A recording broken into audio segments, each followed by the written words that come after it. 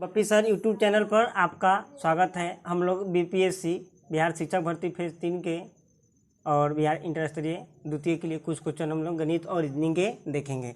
जैसे question number आपको screen पर दिखाई देगा, हम यहाँ से पढ़ रहे हैं। रुपये 23,808 की राशि ए बी सी डी के बीच में इस प्रकार बांटी जाती है कि ए और बी के हिस्से का अनुपात 8:9, बी और सी के हिस्से का अनुपात 3:5 और सी और डी के हिस्से का अनुपात 1:2। बी के हिस्से कितनी राशि आएगी। देखिए एक क्वेश्चन ए कर आपको वहाँ पे देखे तो हम लोग क्या करेंगे यहाँ से देखेंगे कि ए बी सी डी के बीच में बांटना है तो ए अनुपात बी अनुपात सी अनुपात डी हम लिखेंगे और रेशियो हम दो लिखते चलेंगे। जैसे ए और बी के हिस्से का अनुपात 8:9 करा था, 8:9। फिर उसके बाद बोला है कि बी और सी के हिस्से का अनुपात 3:5, तो बी और सी 3:5।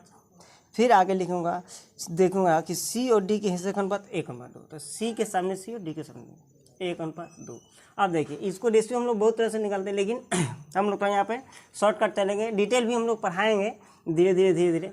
जैसे यहाँ पे देखिए जो खाली है ना यहाँ 9, तो यहाँ 9 से इसको हम लोग फुलफिल कर देंगे, ठीक है। फिर यहाँ देखेंगे 3 है तो बगल वाले से आगे को हम लोग भरेंगे, यहाँ पे 3 ले देंगे। अब यहाँ देखिए यहाँ 5 है तो यहाँ इसको 5 से भर देंगे। यहाँ पे 1 है तो यहाँ पे भी 1, यहाँ पर भी 1 और इसको हम लोग गुना करेंगे। 8×3 24, 9×3 27, 9×5 45 और 9×5 45 से 2 90, मतलब तीनों को गुना करके हम लेंगे। यहाँ काट भी सकते हैं लेकिन थोड़ा और आगे बढ़ते हैं। अब देखिए हमको लग रहा है कि तीनों एक अंक से कटे तो हम लोग इसको बेशक काटेंगे। 3 से हमको लग रहा है तो 3×3 नहीं 3×3 3 8 24, 3 9 27, 15×3 45, 30×3 90, यानी 8:9, 9:, 15:, 30। इतना में हम लोग इसको सबको हम लोग जोड़ेंगे ई रेशियो के तो 8:9, 15:, 30, यानी सबको जोड़ने पर 62, अनुपात जोड़ने पर 62। किताब में टोटल 23,808, यानी एक के जब हम लोग वैल्यू निकालेंगे तो 23,808 भागा कितना 62, यानी ये 384 और कट रहा है। तो हमको बी के हिसाब पूछा, बी यहाँ कितना 9, यानी यहाँ पे 9 से जब हम लोग गुना कर दूंगा बी का हिस्सा हम लोग निकल जाएगा 3456 रुपया हो जाएगा, जो कि ऑप्शन नंबर ए दे रहा है। ऑप्शन नंबर कितना दे रहा है ए, ठीक है ओके। चलिए नेक्स्ट क्वेश्चन हम लोग क्वेश्चन 2 आप लोग स्क्रीन पर देखेंगे। एक वस्तु को उसका अंकित मूल्य पर 30% छूट देकर बेचा गया, यदि 20% लाभ प्राप्त होता है और वस्तु को क्रय मूल्य 840 रुपया है, तो वस्तु का अंकित मूल्य पूछा है। तो ठीक है देखो छूट जब भी देते हैं तो अंकित मूल्य पर, यानी एमपी मार्क प्राइस पर। तो हम लोग एमपी पर करें 30%, तब मैंने 30% मतलब 100 के 30% सामान छूटेगा, तो यानी 70 में। और कभी भी लाभ होता है क्रय मूल्य पर, लाभ हानि क्रय मूल्य पर हम लोग गणना करते हैं, तो 20% लाभ कराते हैं, यानी सीपी का 20, तो इसको जोड़ के लेंगे 100 में से 120, छूट हुआ तो 100 में से घटा करके क्रय, लाभ हानि होगा तो हानि होगा तो घटेगा, लाभ होगा तो क्रय मूल्य में से घटेगा अब बढ़ेगा।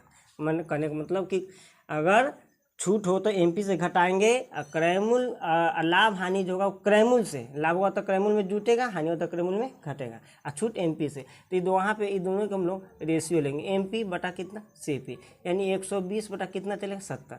इसको काट सकते हैं यहाँ से 0 0, तो ये 12 और कितना है 7। तो देखिए यानी इस हम कह सकते हैं एमपी के रेशियो 12, सीपी की कितना 7।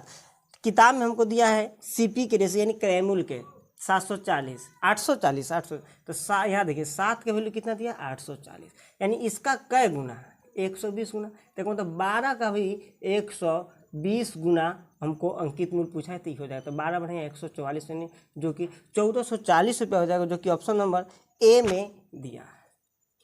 तो नेक्स्ट क्वेश्चन हम लोग देखते हैं, आप लोग वहाँ पे बोर्ड पर देखेंगे करा है कि एक विभाजन नियम में भाजक भागफल का 8 गुना और शेषफल का 9 गुना, यदि शेषफल 24 है तो भाज्य कितना है, यानी भाज्य हमसे पूछा। तो हम लोग एक स्ट्रक्चर देखे हुए बहुत बचपन में पढ़े हुए हैं कि यहाँ जो होता है इसको हम लोग बोलते हैं भाज्य, इसको बोलते हैं हम लोग भाजक, इसको बोलते हैं हम लोग भागफल, यहाँ जो आता है उसको हम लोग बोलते हैं शेष। यानी करने मतलब बच्चा लोग के लड़का लोग के स्टूडेंट विद्यार्थी ई वाला याद रहता है, ई वाला याद, ये दोनों में कन्फ्यूज होता है। याद रखते हैं हम लोग कि ये भाज्य होता है और ये भाजक होता है। तो जो दिया हम लोग क्वेश्चन कौन सा उठाएं, कहा कि भाजक भागफल का 8 गुना, भाजक भागफल का 8 गुना और शेषफल का 24 गुना। अगर शेषफल 24 हो तो इसका 8 गुना कराए, शेषफल का 9 गुना, शेषफल का 9 गुना और भाजक भागफल का 8 गुना। भाजक जो है भागफल का 8 गुना, शेषफल का 9 गुना। तो अगर इसका 9 गुना हम निकालूंगा, अगर इसका ये भाजक तो 24 के 9 गुना नहीं हो जाएगा 216, लेकिन ये भागफल का क्या गुना 8 गुना का मतलब ये 8 गुना का मतलब ये कितना हो जाएगा 27। तब 27 8 216 और इसका 9 गुना, तो भाज निकाल तो सिंपल हो गया। हम लोग बचपन से पढ़े भाज बराबर भाजक गुने भागफल और जोड़ कितना शेष हो गया। तो देखिए क्वेश्चन इससे है, हम लोग यहाँ निकाले भाजक कितना हमको 216 गुने भागफल कितना 27 और जोड़ शेष कितना 24। देखिए यहाँ पे थोड़ा दिमाग लगाएंगे, हम इकाई अंक से भी चल सकते हैं। जैसे कि अब ऑप्शन में दिया है सब के लास्ट में इकाई में, पहला में 4 है, दूसरा में 6 है, 0 है और 8 है, तो इकाई ऑप्शन से चल सकते हैं। तो देखिए ये दोनों गुना करें तो 6 7 42, अब 42 से 4 कितना 46, जो कि लास्ट एक के ऑप्शन में 6 जो कि ऑप्शन और बी है, यानी 5856। या तो गुना भी कर लेंगे तो आ जाएगा, ये दोनों के गुना करके जो है तो 5856 आ जाएगा। तो इसे हम इकाई से बना सकते हैं। चलिए अगला क्वेश्चन, दो संख्या का योगफल 33, उनका एलसीएम लघुत्तम सामर्थ्यक और एचसीएफ महत्तम सामर्थ्यक 72 और 3 दिए, उन संख्या का अंतर पूछा है। क्वेश्चन को आप लोग पढ़ेंगे बोर्ड पर, हम यहाँ किताब में पढ़ रहे हैं, ठीक है। तो देखिए एचसीएफ जब भी दे तो एचसीएफ से हम लोग काम करेंगे। एचसीएफ हमको दे दिया 3, एचसीएफ कितना दिया 3, तो यहाँ से दो संख्या निकलती है, वो भी आभास संख्या निकलती है 3a और 3b, यानी ये जो संख्या होगा ये सआभाज्य होगा, इनका महत्तम सामर्थ्यक 1 होगा आपस में, ठीक है। तो यहाँ पे 3ab, तो अब यहाँ से हम लोग इसको देखते हैं, कहा कि दोनों संख्या को जोड़ के 33 है यानी 33, तो ये दोनों को जब यहाँ पे जोड़ेंगे तो 3a प्लस 3b यानी 3 कॉमन ले ले तो a प्लस कितना b, ये हमको दिया है कितना कितना में 33, यानी 3 से जब हम लोग काटेंगे तो a प्लस b हम लोग कितना दिखा सकते हैं 11। अब यहाँ पे सोचने वाली बात है कि दोनों जोड़कर 11 आना चाहिए, और वो संख्या ऐसा माने कि 11 आना चाहिए जोड़ने पर, और वो अभाज्य संख्या होना चाहिए सभाज्य। तो हम लोग लिख सकते हैं 1 और कितना 10, ये भी 11 पुराएगा, 2 और कितना 9, ये भी 11 पुराएगा, 3 और कितना 8, ये भी 11 पुराएगा, 4 और कितना 7, ये भी 11 पुराएगा, 5 और कितना 6, ये भी 11। अब नहीं लिखेगा कि एक और लिखते हैं 6 और कितना 5, तो 6 5 तो लिखा गया इसके लिए, अब नहीं 7 4, तो यही तीनों में से कोई होगा, ठीक है। अंतर पूछा है तो अब देखिए, तो अंतर या तो ए इसको रखेंगे तो 3, आई 10 रहेंगे तो 30, तो 30 हमसे अंतर पूछा है तो कितना है, तो यहाँ 3 1 रखें। देखिए ए यानी ए के मान है, ये सब बी के मान है, तो यहाँ पे हम 1 रखेंगे 3, एन रखेंगे तो 30, लेकिन अंतर पूछा है तो 30 में से 3 जाएगा तो कितना गया जो कि 27। तो इसका मतलब ऑप्शन में देखेंगे अगर 27 दिया हुआ तो 27 होगा, तो ऑप्शन में 27 नहीं का मतलब ये वाला नहीं चलेगा। अब यहाँ देखें तो उससे अच्छा है कि दोनों के अंतर यहीं घटा के गुना करते हैं, क्योंकि यहाँ पे दोनों में 3 है तो 3 निकाल लेते हैं। तो देखिए 9 2 7 घटेगा, घट के 7 तो 7 3 21, तो 21 भी ऑप्शन में नहीं है, तो मतलब ये भी नहीं है, ये नहीं होगा। 8 और 3 अंतर कितना 5, और यहाँ पे दोनों के एक निकलने पर कॉमन कितना 3, तो मतलब यहाँ पे कितना 15, ऑप्शन में देखेंगे 15 है, हाँ ऑप्शन 15 डी में है, यानी आंसर इसको मार सकते। लेकिन आगे देखिए कहीं अगर और मिल जाए तो दूसरा फिर एक महत्तम लघुत्तम दिया उससे कन्फ्यूजिंग होगा दूर, तो 7 4 3 तो 3 3 9, एक मतलब ये नहीं है, 6 5 1 ये नहीं है, एक मतलब आंसर आपका एक वाला हो गया। ओके अगला क्वेश्चन साधारण ब्याज है। 3 वर्ष में यदि 1900 रुपये की धनराशि निश्चित साधारण ब्याज की दर पर 2100 रुपये हो जाती है, 5 वर्ष में उसी ब्याज की दर से 11,400 रुपये कितनी रुपये हो जाएगी, धनराशि कितने रुपये। तो देखिए सिंपल इंडिया से ये तो नाम है सिंपल है तो सिंपल हो करता है। यहाँ पे पी प्रिंसिपल यानी मूलधन, टी समय, आर रेट, एस आई यानी सिंपल इंटरेस्ट, और ए से अमाउंट यानी मिश्रधन। ऐसे हम लोग इसको फॉर्मेट में लिख लेते हैं, और डाटा जैसे जैसे दिया उसको हम एकदम सजाएंगे और लिखेंगे। जैसे कहा 1900 रुपये की धनराशि, तो एक मूलधन कितना दिया 1900 रुपये, 3 वर्ष में टाइम कितना दिया 3 साल, और ये रुपये में ठीक है। उसके बाद 2100 रुपये आ जाती है, यानी मूलधन 1900 रुपया जो है ना 2100 हो गया का मतलब सिंपल सी बात 1900 रुपये 2100 है का मतलब ब्याज हमको कितना मिल रहा है यहाँ पे 200 रुपया, कितना 200 रुपया। तो रेट निकाल लेंगे। तो देखिए आर बराबर फॉर्मूला तो रेट बराबर एस आई गुने 100 बाटा, जो निकालना है उसको इधर लिखेगा, जो बचल है उसको नीचे पी गुने कितना टी।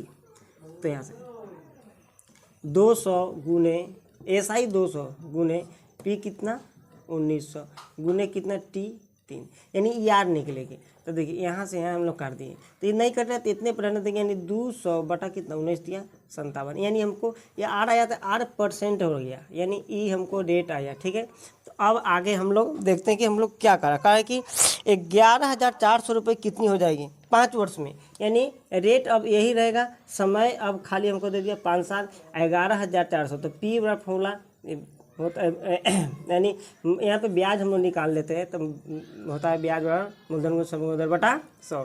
तो मूलधन अब करा कि 11,400 लिखेंगे, समय कितना लगाएंगे 5 साल, आई रेट नया वाला से निकालेंगे, तो ये 200 ऊपर जाएगा, अब बटा तो 100 फार्मूला के, आई 57 है, इसको लिख दें, यानी 100 है। अब देखिए ए से ई का बार में ले लिया 2 बार में। ठीक है, अब 19 के पारा में देखें 19 छक 114, 2 जीरो रह जाएगा, 19 दिया 57 ना बजा। अब यहाँ से 3 हम काटेंगे और ये कितना बने 200 बना कट गया, तो देखिए 200 और गुने 5 1000 और गुने 2 तो कितना हो गया 2000, यानी हमको कितना निकला था एस आई ब्याज, लेकिन हमसे अमाउंट पूछा है धनराशि तक 2000 तो ब्याज देना है, और पहले से रुपये कितना था यहाँ पे 11,400, तो 11,400 और 2000 ब्याज, यानी टोटल कितना 13,400 रुपये टोटल देना, जो कि ऑप्शन नंबर सी में दिया है। ठीक है, फिर हम लोग कल इससे आगे क्वेश्चन देखेंगे, और एक दिन रीजनिंग एक दिन मैथ देंगे।